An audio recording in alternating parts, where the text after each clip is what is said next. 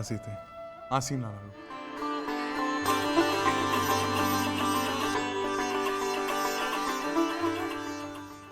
ಸೀತೆ, ಈ ಹೂಗಳ ಮೇಲೆ ನಿನಗೆ ಇಷ್ಟೊಂದು ಪ್ರೀತಿ ಏಕೆ?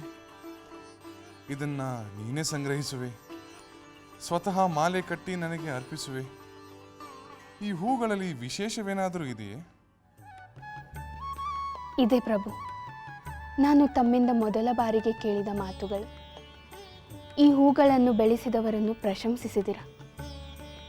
ಮಿಥಿಲೆಯಲ್ಲಿ ಈ ಹೂಗಿಡಗಳನ್ನು ನಾನೇ ಉದ್ಯಾನವನದಲ್ಲಿ ಸ್ವತಃ ಬೆಳೆಸುತ್ತಿದ್ದೆ. ಹೌದೇ? ಆದರೆ ನನ್ನ ಪ್ರಶಂಸೆ ಮಾತು ನೀನು ಯಾವಾಗ ಕೇಳಿದೆ? ಪ್ರಭು, ತಾವು ಮಿಥಿಲೆಯಲ್ಲಿ ಶಿವಧನಸ್ಸನ್ನು ಭಂಗ ಮಾಡುವ ಮುನ್ನ ರಾಜೋದ್ಯಾನಕ್ಕೆ ಬಂದಿದ್ದಾಗ.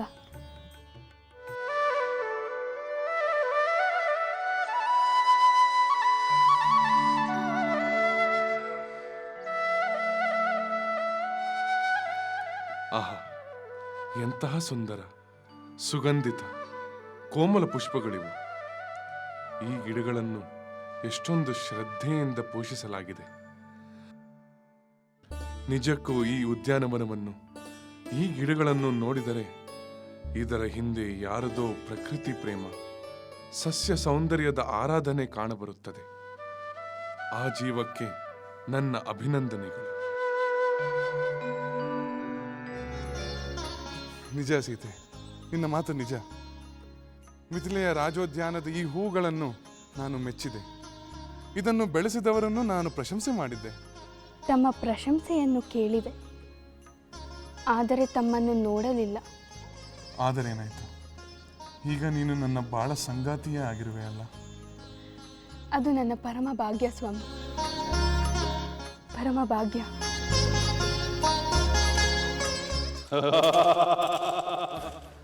ದೇವತೆಗಳಂತೆ ದೇವತೆಗಳು, ಯಜ್ಞ ಯಾಗಾದಿಗಳ ಹವಿಸ್ಸಿಂದ ಕೊಬ್ಬಿ ಮೆರೆಯುತ್ತಿರುವ ಆ ದೇವತೆಗಳ ಅಹಂಕಾರವನ್ನು ಅಡಗಿಸಬೇಕು.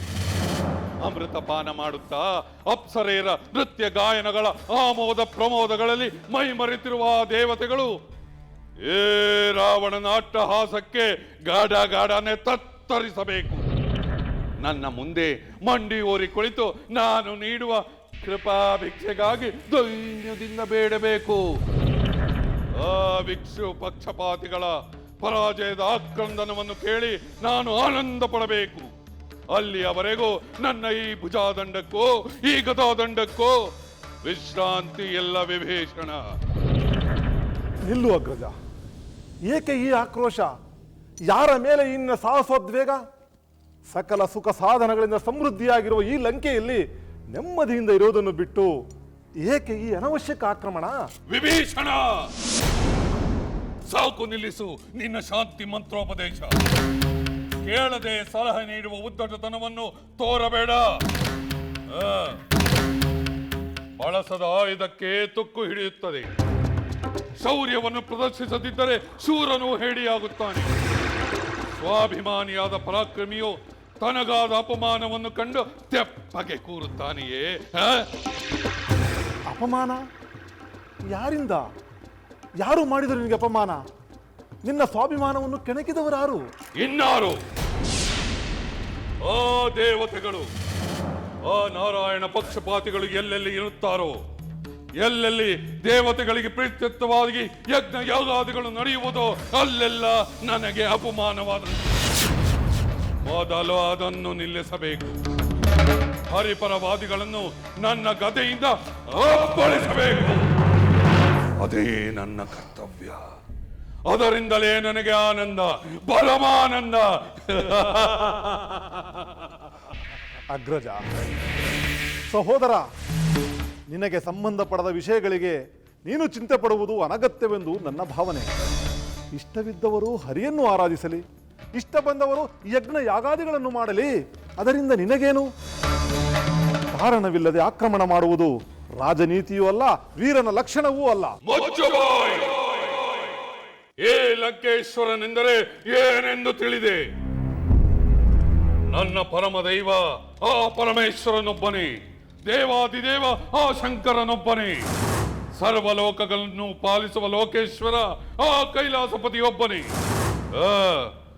ಎಲ್ಲೆಲ್ಲೋ ಹರನ ಪೂಜೆ ನಡೆಯಬೇಕು, ಎಲ್ಲೆಲ್ಲೋ ಆತನ ನಾಮ ಸಂಕೀರ್ತನೆಯನ್ನೇ ನಾನು ಕೇಳಬೇಕು. ಆ ಪಾರ್ವತಿ ರಮಣನಿಗಿಂತ ಬಿಗಿಲಾದ ದೈವ ಬೇರೊಂದಿಲ್ಲ ಎಂಬುದನ್ನು ಲೋಕಕ್ಕೆ ತಿಳಿಸಬೇಕು. ಅಗ್ರಜ ರಾವಣೇಶ್ವರ, ನಿನ್ನ ಶಿವಭಕ್ತಿಯನ್ನು ನಾನು ಮೆಚ್ಚುತ್ತೇನೆ.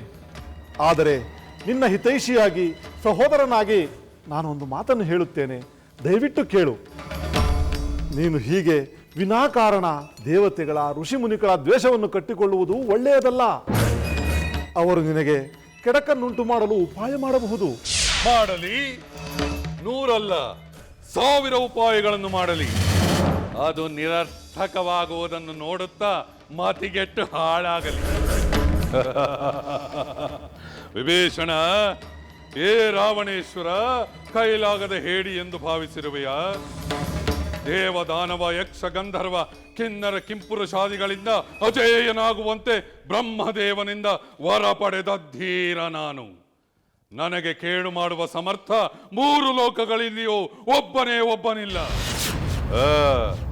ಏ ರಾವಣೇಶ್ವರ, ಗದೆ ಎತ್ತಿದನೆಂದರೆ ವಿಜಯಲಕ್ಷ್ಮಿಯು ತಾನಾಗಿಯೇ ಬಂದು ನನ್ನ ಪಾದ ಪೂಜೆ ಮಾಡುತ್ತಾಳೆ. ಅಗ್ರಜ ರಾವಣೇಶ್ವರ, ದಯಮಾಡಿ ನನ್ನ ಒಂದೇ ಒಂದು ಮಾತನ್ನು ಕೇಳುವೆಯಾ? ಅದೇನೋ, ಬೇಗ ಹೇಳು. ಅಗ್ರಜ, ನೀನು ಸಮರಕ್ಕೆ ಸನ್ನದ್ಧನಾಗುವ ಮೊದಲು ಪೂಜ್ಯ ಮಾತೃಶ್ರೀಯವರಿಗೆ ನಮಸ್ಕರಿಸಿ ಅವರ ಆಶೀರ್ವಾದ ಪಡೆಯುವುದು ಒಳಿತು. ವಿಭೀಷಣ, ನೀನು ಏನು ಕೇಳುವೆಯೋ ಎಂದುಕೊಂಡಿದ್ದೆ. ನಿನ್ನ ಈ ಸಲಹೆ ಉಚಿತವಾಗಿಯೇ ಇದೆ. ಸಮರ ಸನ್ನದ್ಧನಾಗುವ ಮೊದಲು ಮಾತೆಯವರ ಆಶೀರ್ವಾದ ಪಡೆಯುವುದು ಶ್ರೇಯಸ್ಕರ. ನಾನು ಈಗಲೇ ಆ ಕೆಲಸವನ್ನು ಮಾಡುತ್ತೇನೆ. ಮಾತೆಯವರಾದರೂ ರಾವಣನ ಈ ದುಸ್ಸಾಹಸವನ್ನು ತಡೆಯಲಿ.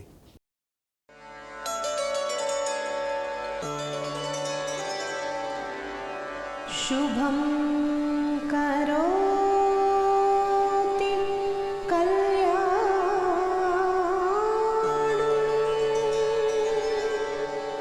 ಆರೋಗ್ಯಂ ಜ್ಞಾನ ಸಂಪದಃ ಶತ್ರು ಬುದ್ಧಿ ವಿನಾಶಾಯ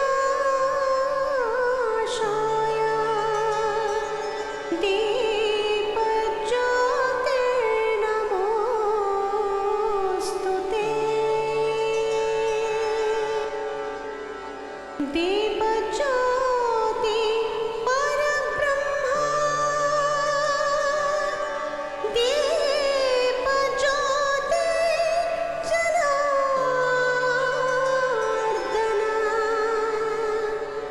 ದೀಪೋ ಮೇ ಹರತು ಪಾಪಂ ದೀಪಜ್ಯೋತಿರ್ನಮೋಸ್ತುತೇ. ದೀಪಜ್ಯೋತಿರ್ನಮೋಸ್ತುತೇ.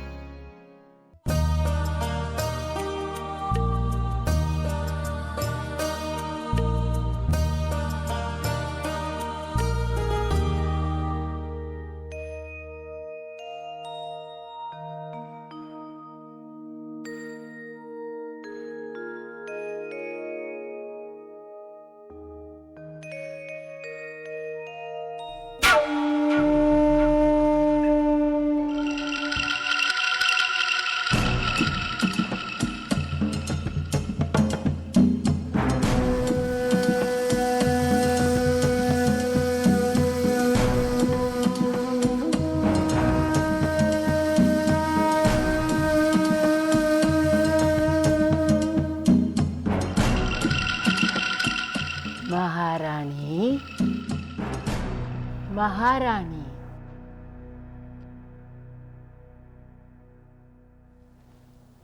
ಕೈಕೇಯಿ,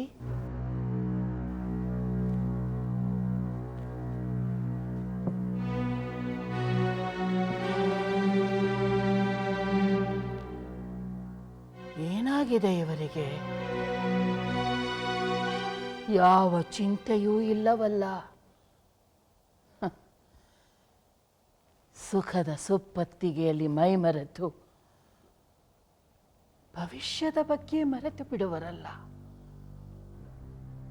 ರಾಣಿಯಾಗಿ ದಶರಥನ ಈ ಅರಮನೆಯನ್ನು ಸೇರಿದಾಗಿಂದಲೂ ಇವರು ಹೀಗೆಯೇ ಯೋಚಿಸುವ ಶಕ್ತಿಯನ್ನೇ ಕಳೆದುಕೊಂಡು ಬಿಟ್ಟಿದ್ದಾರಲ್ಲ. ಛೇ, ಇವರು ಇಷ್ಟೊಂದು ಎಚ್ಚರಗೇಡಿ ಎಂದು ನಾನು ತಿಳಿದಿರಲಿಲ್ಲ. ಆದರೆ ನಾನು ಎಚ್ಚರದಿಂದಿರಬೇಕು. ನನ್ನ ಕೈಕೆಗೆ ಯಾವ ಕೇಡಾಗದಂತೆ ನಾನು ಅವರನ್ನು ನಿರಂತರವಾಗಿ ಕಾಯಬೇಕು.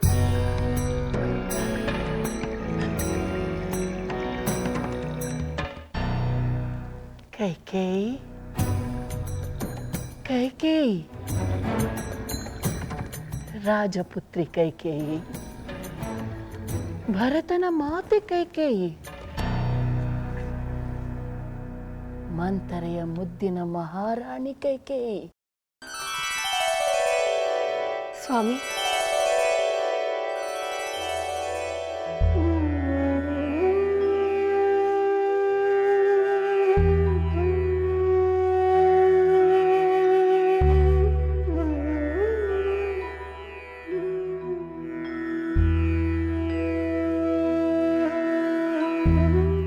ಏನೆಂದು ಬೇಡಿಕೊಂಡೆ ದೇವಿ?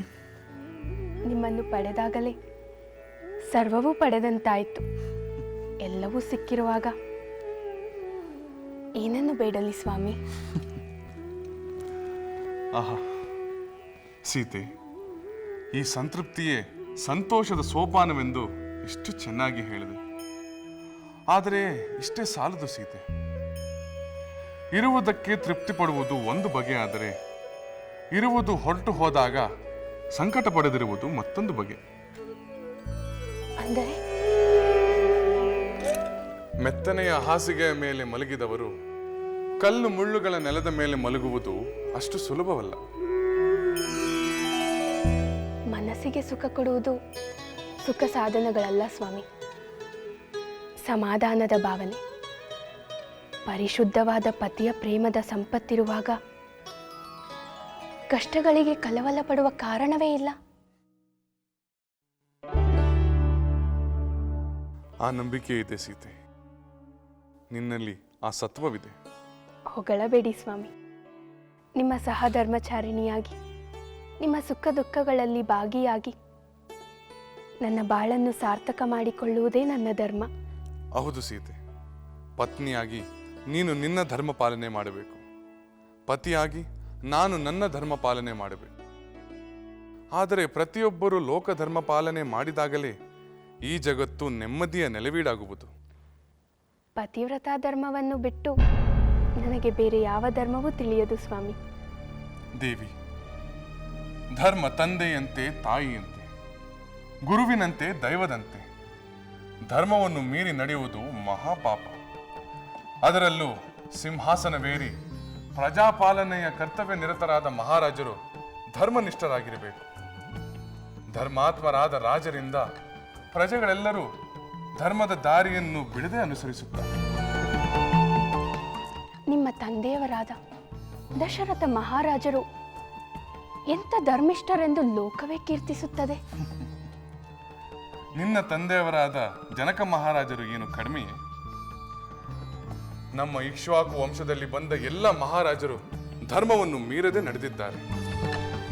ಇನ್ನು ಮುಂದೆಯೂ ಕೂಡ ಆ ಧರ್ಮದ ಧ್ವಜ ನಿರಂತರವಾಗಿ ಹಾರುತ್ತಿರಬೇಕೆಂದೇ ನನ್ನ ಆಸೆ. ಅದರಲ್ಲಿ ಸಂದೇಹವೇನು ಸ್ವಾಮಿ? ತಮ್ಮಂಥ ಸದ್ಗುಣವಂತರಾದ ಪುತ್ರರಿರುವಾಗ ದಶರಥ ಮಹಾರಾಜರ ಧರ್ಮ ಸಾಮ್ರಾಜ್ಯವು ಕಲ್ಪಾಂತರಗಳವರೆಗೂ ಶಾಶ್ವತವಾಗಿ ನೆಲೆಸುತ್ತದೆ. ದೇವಿ, ಧರ್ಮ ಪಾಲನೆ ಮಾಡುವುದು ಅಷ್ಟು ಸುಲಭವಲ್ಲ. ನೋಡು, ಆ ಉರಿಯುತ್ತಿರುವ ದೀಪ ನೋಡು, ನಿನಗೆ ಕಾಣುತ್ತಿದೆಯೇ? ಕಾಣುತ್ತಿದೆ ಸ್ವಾಮಿ. ಇದು ತನ್ನನ್ನು ತಾನೇ ಒರೆಸಿಕೊಂಡು ಬೆಳಕು ಕೊಡುತ್ತಿದೆ. ತನಗಾಗುವ ನೋವು ಅದಕ್ಕೆ ಮುಖ್ಯವಲ್ಲ, ಬೆಳಕು ಕೊಡುವ ಕರ್ತವ್ಯವೇ ಅದಕ್ಕೆ ಮುಖ್ಯ. ಧರ್ಮ ಪಾಲನೆಯೂ ಹಾಗೆಯೇ. ತನಗಾಗುವ ನೋವು ಸಂಕಟಗಳನ್ನು ಪರಿಗಣಿಸದೆ ಧರ್ಮದಲ್ಲಿ ನಿಷ್ಠೆ ಇರಬೇಕು. ಸ್ವಾಮಿ, ಈ ಧರ್ಮನಿಷ್ಠೆ ಕೇವಲ ರಾಜರ ಕರ್ತವ್ಯವೋ ಅಥವಾ ಸರ್ವರಲ್ಲೂ ಇರಬೇಕು? ಎಲ್ಲರಲ್ಲೂ ಇರಬೇಕು ಸೀತೆ.